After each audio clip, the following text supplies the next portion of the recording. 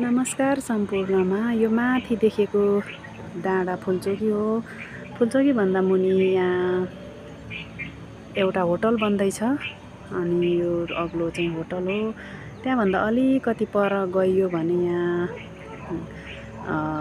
फुलचोकीको तल गोदावरी भन्छ यसलाई। अनि यहाँनिर चाहिँ सनराइज बिल्डिङ भन्छ, त्यहाँनिर चाहिँ प्रोग्रामहरू गर्ने ठाउँ हो। अनि यहाँबाट हेर्दै जाँदा पारीको ठाउँहरू चाहिँ बिष्टछाप भन्छ, गोदावरी नगरपालिकाको बिष्टछाप हो, वडा नम्बर 3 पर्छ। यहाँदेखि यता हेर्नुभयो भने उत्तरतिर कोटडाँडा भन्छ। कोटडाँडामाबाट पनि राम्रो भ्यू देखिन्छ।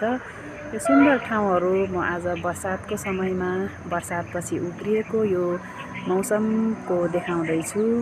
अनि यहाँ हरियाली देखेको छ, मकैहरू अचेल हुने मकैहरूको चाहिँ फोटो देखिएको छ, हरियाली। अनि त्यसपछि यहाँबाट तपाईँले देख्न सक्नुहुन्छ यो माथि पर बिसङ्खु नारायण भन्छ। यो डाँडालाई चाहिँ बिसङ्खु नारायण भनेर चाहिँ चिनिन्छ। यहाँबाट यता उत्तरतिर हेऱ्यो भने यहाँनिर चाहिँ एयरपोर्ट पर्छ। अनि त्यसपछि काठमाडौँहरू देखिन्छ यहाँबाट। काठमाडौँहरूको भ्यू हो यो चाहिँ, काठमाडौँको भ्यू कस्तो लाग्यो तपाईँहरूलाई हेरेर कमेन्ट गर्नुहोला। अनि फुल भिडियो हेरेर कमेन्ट गर्नुहोला। यो हरियाली सुन्दर बस्तीको फोटो तपाईँहरूलाई देखाउँदैछु, कस्तो लाग्यो।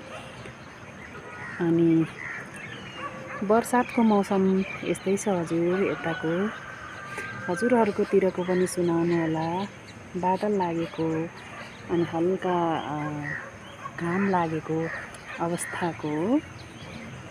Thank you so much.